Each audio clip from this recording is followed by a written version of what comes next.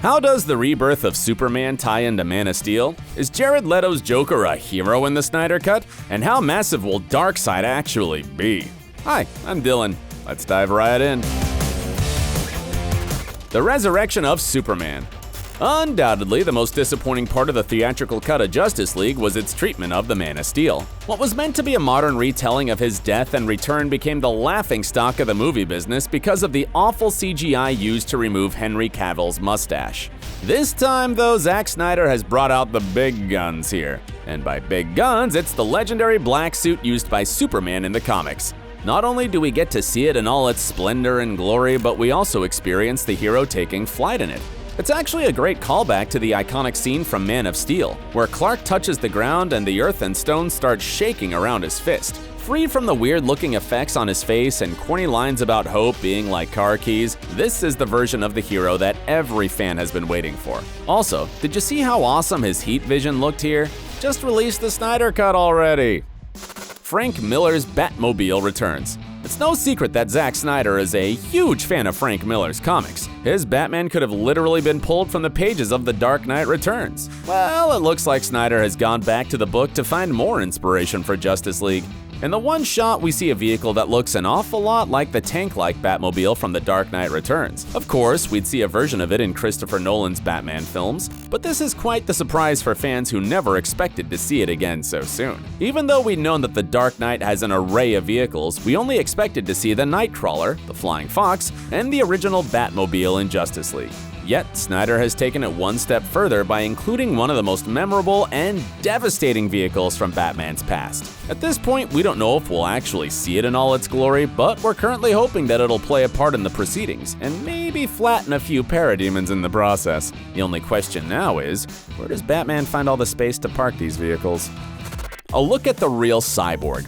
Zack Snyder has said that Cyborg was always meant to be the heart and soul of his movie. Judging by all the past images and the latest trailer for the Snyder Cut, this will be the case here, and we're gonna be finding out a lot more about Vic Stone, the man behind Cyborg. In an interview with the Nice Cast podcast, Ray Fisher spoke about the original arc of his character. He said, "Your body, you've lost your mother, you've lost your ability to play football, one of the defining things that you've established for yourself. You've lost a sense of yourself, and it's about finding that again, finding that humanity again." Taking a peek at the trailer, it's evident that Snyder has every intention to revisit his plans and explore more of Vic's past. There also seems to be a lot more emotion and layered storytelling to Cyborg, making him a multi-dimensional hero who's more than just someone who utters "booyah" at the end of the film. Here's hoping that the Snyder Cut isn't the last we see of Ray as Cyborg, because this looks like it could be the start of something really special here. We live in a society. The internet loves nothing more than a good meme.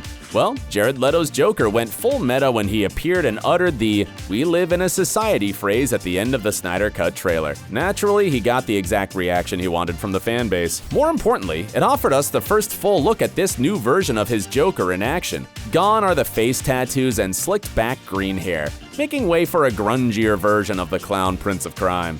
What's critical to note here is that this is the nightmare version of Joker, the one that lives in Batman's dreams about a post-apocalyptic world. Also, if you look carefully at what he's wearing, you'll spot a police vest. Now, we're not sure which side of the law this Joker is on here, but it's sure to be a major talking point going forward. Maybe the threat of Darkseid has even scared the Clown Prince into going straight. Alternatively, he probably just took over the GCPD and has now become the sheriff of the town. Whichever way, the promise of Ben Affleck's Batman coming face to face with Leto's Joker is something that fans have been hoping for since the DCEU started. Not long to go now. Barry Allen meets Iris West. It's been teased in the build-up for Justice League, but for some unknown reason, Kiersey Clemons' Iris West was cut from the theatrical version of the movie. In Zack Snyder's restored cut, Iris is finally included and meets Barry Allen for the first time after he saves her life. For fans of the Speed couple, this is certainly a sight for sore eyes, and something that shouldn't have taken this long. Kiersey has gone on record to say that the scenes she shot were more for an introduction for Iris, so we wouldn't expect her to have too much of a substantial role in the film. That being said, the Flash movie is due to start production in the near future, so this could be the perfect opportunity to lay the groundwork for Iris's inevitable appearance there. Seriously, you can't have a Flash film without Iris in it. It'll just feel way too weird and wrong. Wonder Woman sees the prophecy. The history lesson of Darkseid's arrival on Earth was largely skimmed over before. In this trailer, though, it shows that Wonder Woman plays a major role in deciphering what lays ahead for the Justice League. Diana enters an ancient temple where she sees a painting prophesying the coming of Darkseid and his army. While it's footage that has been alluded to in prior photos and teaser footage before, it also lays a taste of what's to come. There's a history lesson to be told here, and which better way is there to learn about it but to see it? Zack Snyder promised that he filmed a scene that was epic in nature to Lord of the Rings, so perhaps Diana seeing the prophecy is just the start of this unforgettable action sequence? Amazon warriors versus the armies of Darkseid? We might not be ready for how incredible this could be. Hello, Darkseid. Just admit it, you were disappointed that Darkseid didn't make an appearance in the theatrical cut of Justice League. He's DC's biggest villain and its answer to Thanos, but all he received was a throwaway line in the movie. The good news is the Snyder Cut plans to remedy this in a big way. Not only will we see the younger Darkseid battling against the heroes of Earth, but we get to see him in his element on Apokolips, the planet that he rules with an iron fist. And when you see him, boy does he look mad and like someone who's ready to crush anything that gets in his path. His eyes are a glowing red, indicating that his powerful Omega beams can't be too far from being used. But you don't just need to watch out for his eyes, because Darkseid is also set to be a total beast in size. In the comics, he's listed as 8'9" and weighing close to 2,000 pounds.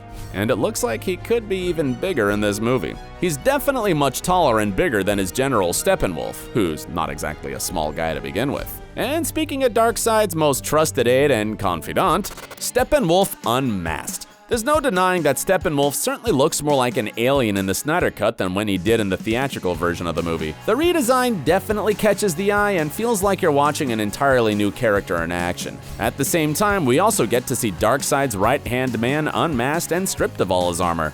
Kneeling in front of his master, he looks far removed from the warlord who took out a whole bunch of Amazon warriors. The scene also hints at the relationship dynamic between Steppenwolf and Darkseid. The general is desperately afraid of disappointing his superior, and almost cowers in fear while he's in his presence. Considering how Darkseid is one of the most powerful characters in the DC universe and literally a god, we don't blame him for not trying to ruffle feathers here. What'll be interesting to see is how Darkseid deals with Steppenwolf's failures when they do happen, because we know they will. A written warning just doesn't seem like it'll be the course of action that the new god chooses to take.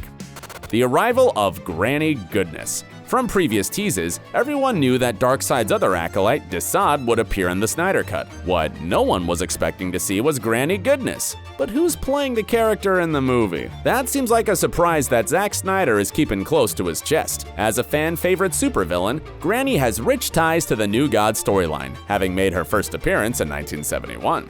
However, there's also a certain New Gods project by Ava DuVernay on the horizon. News on the film has gone cold for some time, but neither Ava nor Warner Brothers have said that it isn't happening. Granny's appearance in the Snyder Cut is likely to be a small cameo, but it could also help sow the seeds for the future films. Keep your eyes peeled though, because Granny could play a pivotal part in DC films going forward. If you'd like to see more about the Justice League, be sure to check out our funny on-set moments and hilarious bloopers video, and let us know in the comments section down below if you'd like to see us cover anything else from the movie. While you're at it, give this video a thumbs up and subscribe to our channel for some more awesome videos. Thanks for tuning in.